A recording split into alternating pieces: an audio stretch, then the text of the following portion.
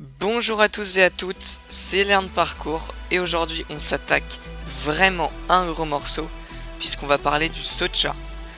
Alors c'est un tutoriel qui m'a été beaucoup demandé. Alors voilà, j'ai pas mal bossé dessus, donc j'espère que ça vous plaira. C'est parti!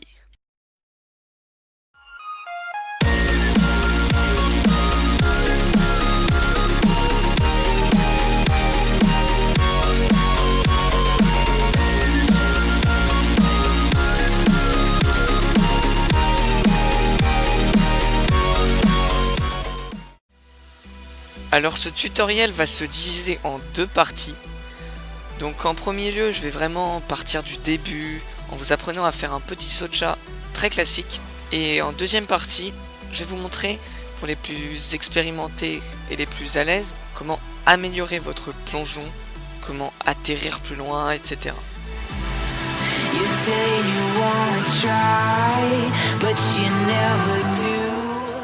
Alors peut-être que vous avez déjà essayé de faire un saut de chat, mais que au moment où normalement vous étiez censé grouper les genoux, vous avez levé une main et donc au final vous avez fait un saut du voleur un peu bizarre. Pour éviter d'appréhender, il faudra faire des exercices intermédiaires. Donc par exemple, commencez par ramener les pieds sur l'obstacle comme ceci.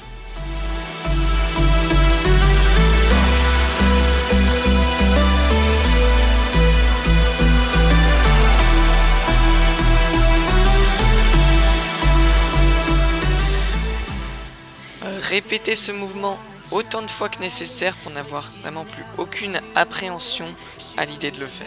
Ensuite, essayez de vous trouver un obstacle comme celui-ci et répétez le mouvement précédent avec un peu d'élan. L'objectif étant que vos pieds, vos talons, atterrissent derrière l'emplacement où vous avez posé vos mains. Alors je pense que la plupart des gens sont d'accord pour dire que lorsque l'on débute, la principale crainte dès qu'on fait un saut de chat, c'est la peur que nos pieds trébuchent sur l'obstacle et donc qu'on se ramasse la tête la première. Mais faut savoir que normalement, à partir du moment où vous arrivez un minimum à ramener vos genoux à la poitrine, vous devriez passer vos pieds sans problème. Mais si vraiment vous pensez que vous êtes un peu juste, vous pouvez encore vous entraîner avec des sauts groupés. Lorsque vous voudrez passer à l'étape supérieure, donc passer un obstacle avec un vide derrière, en premier temps, le mieux, ça serait de vous entraîner en salle de gym, avec des tapis et des dimas donc bien sécurisés. Mais évidemment, je sais que tout le monde n'a pas cette chance, donc essayez au moins de pratiquer sur l'herbe, ça met déjà assez en confiance. Pour commencer, prenez un obstacle qui vous arrive au niveau du bassin à peu près, pas plus haut ni plus bas donc pour commencer. Une fois que vous avez trouvé votre obstacle, prenez une prise d'élan assez grande. Alors il faut savoir que plus votre course d'élan sera grande et donc rapide, et plus vous pourrez atterrir loin. Ça vous sera donc utile pour faire des figures plus avancées, comme le saut de chat précision, mais ça j'en parlerai dans un tuto spécialement consacré à cette figure.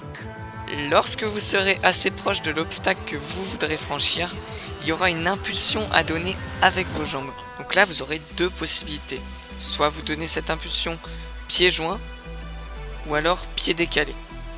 Moi je vous conseille de privilégier pieds décalés, ça va vous permettre d'être plus fluide si vous êtes dans une course par exemple, et aussi d'avoir plus de vitesse et donc d'atterrir plus loin. Mais évidemment, pieds joints ça vous sera utile dans d'autres circonstances. Alors la suite c'est assez naturel, vous devrez poser vos mains à plat aussi loin que possible que l'obstacle vous le permet, bien à plat parce que ça serait assez con de se faire mal comme ça. Et ensuite, vous groupez les genoux exactement comme dans les exercices précédents, puis vous les dégroupez une fois que vous sentez que vous êtes derrière l'obstacle. Alors pas de panique, ça se fait naturellement, donc pas besoin d'y penser.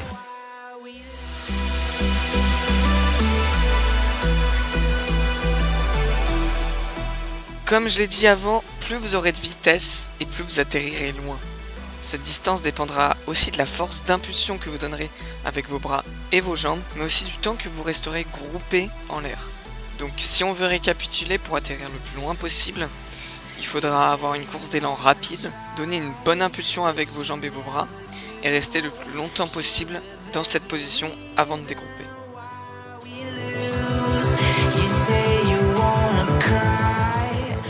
En soi, il n'y a pas vraiment de technique particulière à maîtriser, mais juste quelques trucs à savoir et à éviter. Donc, par exemple, si vous faites un long plongeon au saut de chat, votre réflexe premier sera peut-être de plier les bras pour amortir un peu le choc. Mais attention, c'est vraiment à ne pas faire, sauf si vous comptez faire ça, ou encore ça, mais là c'est encore autre chose. Donc vraiment, soyez solide dans vos bras au moment de l'impact, entre guillemets, pour pouvoir donner votre impulsion bras tendu vers l'avant. Pensez aussi à lever votre bassin et vos jambes pour que votre corps soit à peu près parallèle à l'obstacle. Enfin, dernier petit conseil pour améliorer votre plongeon. Alors ça peut sembler naturel, mais c'est bien efficace. Donc vous prenez un obstacle assez fin ainsi qu'une marque au sol et vous reculerez cette marque de quelques centimètres à chaque fois que vous réussirez votre saut de chat précédent. Et voilà, ce tutoriel est maintenant presque terminé. Vous pouvez partager cette vidéo sur les réseaux sociaux et par la même occasion me rejoindre sur Facebook, les liens sont dans la description. Mais surtout, entraînez-vous et motivez-vous et on se retrouve très vite dans un nouveau tutoriel. Allez, salut!